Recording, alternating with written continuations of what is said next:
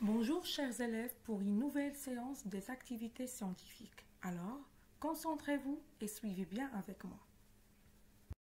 Aujourd'hui, nous allons voir une nouvelle leçon en activité scientifique. Donc, on va travailler les deux parties de la leçon des forces. Donc, on va travailler les pages 32, 33, 34 et 35. Les objectifs de la leçon, c'est de reconnaître les forces qui peuvent mettre un objet en mouvement, reconnaître comment déplacer facilement un corps et enfin, reconnaître les machines qui facilitent le déplacement du corps. On commence par la première partie de la leçon, les forces et les corps, page 32, 33. Premièrement, les forces d'attraction. Alors, c'est la force qui attire. Alors, c'est l'action d'attirer. Donc, on a déjà vu l'exemple d'un aimant avec le fer. Donc, l'aimant attire le fer. Alors, on peut dire que c'est une force d'attraction. Alors, prenons notre livre, page 32. Alors, observez les situations suivantes. Alors, comme vous voyez, il y a 3 situations. Alors, la première question, qu'est-ce qui attire la pomme vers le sol? Alors, pourquoi les pommes tombent vers le sol? Quel est l'objet qui attire les pommes? Alors, on écrit la terre attire la pomme vers le sol. Donc, il y a une force d'attraction entre les pommes et la terre. Donc, la terre attire la pomme vers le sol. Deuxième question, comment nomme-t-on ce qui fait tomber les corps sur la terre? On a déjà dit, on la nomme la force d'attraction parce que la terre attire les pommes vers le sol. Troisième question, je complète le tableau suivant. Donc, comme vous voyez, le tableau, il est constitué de 5 colonnes. Première chose, s'écrit la situation. Donc, on a 3 situations. Alors, une petite remarque pour les situations. Il faut changer la situation de l'arbre par numéro 3 et la situation de parachutiste par numéro 1. Alors, il faut changer les numéros, juste les numéros. Après, il y a l'action. Donc, l'action, c'est l'attraction de la terre sur la pomme tombant d'un arbre. L'objet acteur qui reçoit, c'est la terre. L'objet receveur, c'est le parachutiste et l'effet sur l'objet. Alors, on commence par le parachutiste. Alors, l'action. Alors, on a quelle action? Donc, c'est l'action de la terre sur le parachutiste. Donc, il y a une action de terre. Donc, il y a une force d'attraction. L'objet acteur, c'est la terre. Parce que la terre, c'est elle qui reçoit le parachutiste. Alors, l'objet receveur, c'est le parachutiste et l'effet sur l'objet, c'est le mouvement, la mise en mouvement. Donc, parce qu'il change le mouvement de parachutiste. Alors, on passe pour deuxièmement. Le deuxièmement, donc, c'est le ballon. Alors, c'est la même chose. On écrit l'attraction de la Terre sur le ballon, l'objet receveur, et effet sur l'objet, c'est la mise en mouvement. La même chose parce que cette force d'attraction, il met l'objet en mouvement. Alors, pour troisièmement, l'arbre. Donc, l'attraction de la Terre sur la pomme tombant d'un arbre. Alors, on écrit l'objet acteur, c'est la Terre. L'objet receveur, c'est la pomme. Et l'effet sur l'objet, c'est la mise en mouvement. C'est la même chose parce que la force d'attraction, il met un objet en mouvement. Tirer et pousser. Alors, tirer ou bien pousser, ça veut dire quoi? Ça veut dire exercer une pression physique qui provoque un mouvement. Ça veut dire quoi? Ça veut dire exercer une force pour provoquer un changement de direction ou bien un mouvement. Alors, si on tire ou bien on pousse, ça veut dire on exerce une force.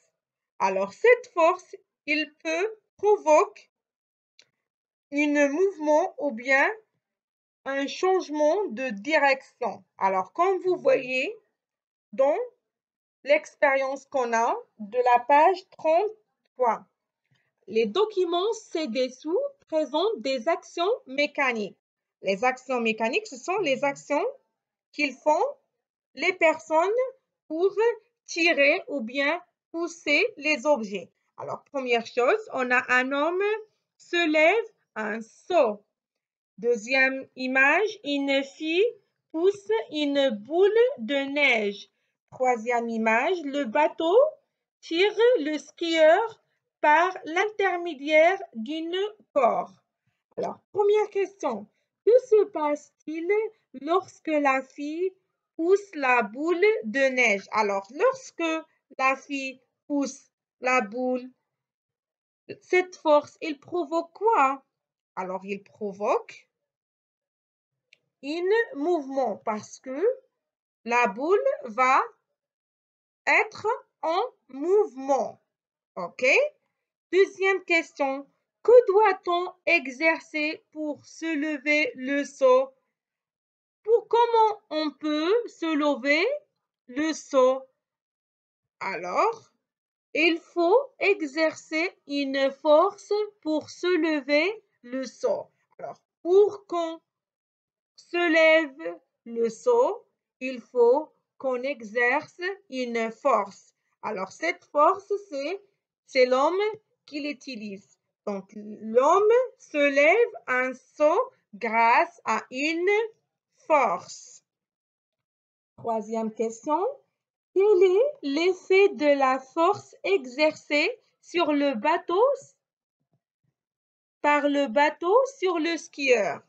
Alors, j'ai déjà dit que la force provoque deux choses, soit un mouvement, soit un changement de direction. Alors, pour l'image 3,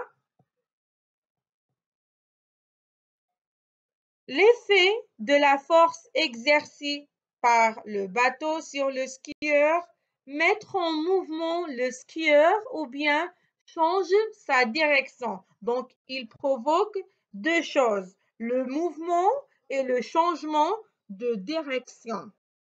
Passons aux deuxième partie de force. Alors, les forces et les machines.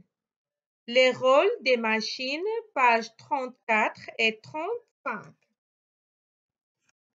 La force, premièrement, la force déplacement d'un corps. Alors, prenons notre livre, page 34. J'observe un document. Observez les 4 situations ci-dessous. Alors, il y a 4 situations. Première situation, on voit un enfant qui pousse le chariot. Deuxième situation, l'enfant qui pousse le balançoire. Troisième situation, on voit des livres sur la table. Et quatrième situation, un homme qui soulève le drapeau. Alors, première question, je mets une croix là où il y a un déplacement du corps. S'il y a un déplacement du corps. Alors, pour la première situation, l'enfant pousse le chariot. Donc, il y a un mouvement. Donc, il y a un déplacement. Deuxième situation, l'enfant pousse le balançoire. Donc, il y a un déplacement aussi. Pour la troisième situation, il n'y a pas un déplacement parce qu'il n'y a pas de mouvement. Quatrième situation, il y a un déplacement. Je mets une croix. Alors, deuxième question, pour chacune des situations où il y a un déplacement du corps, j'identifie l'objet qu'il exerce. Alors, l'objet qui exerce le déplacement.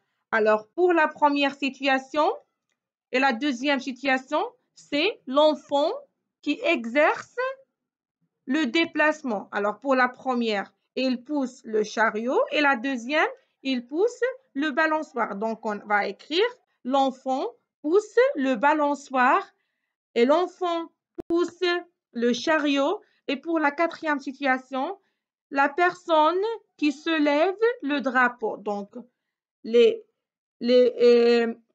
l'identification des objets qui exercent les déplacements, c'est l'enfant et la personne qui soulève le drapeau.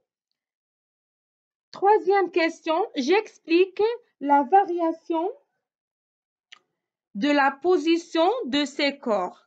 Comment je peux expliquer cette variation? Alors, cette variation, on peut l'expliquer, cette variation, grâce à une force exercée sur les corps. Alors, si on n'a pas de force, il n'y a pas de déplacement des corps. Donc, cette variation est expliquée par le fait des forces exercées sur les corps. Deuxièmement, les forces et les machines. Alors, prenons notre livre, page 35. Alors, comme vous voyez dans les documents suivants, il y a deux façons pour exercer le travail marqué sur chaque document. Donc, soit ils travaillaient eux-mêmes ou bien soit ils utilisent des machines. Donc, les machines, elles facilitent le déplacement du corps. Alors, si on travaille avec les machines, on peut faciliter les mouvements de ces corps. Alors, première question, je mets une croix là où il y a un déplacement facile des corps.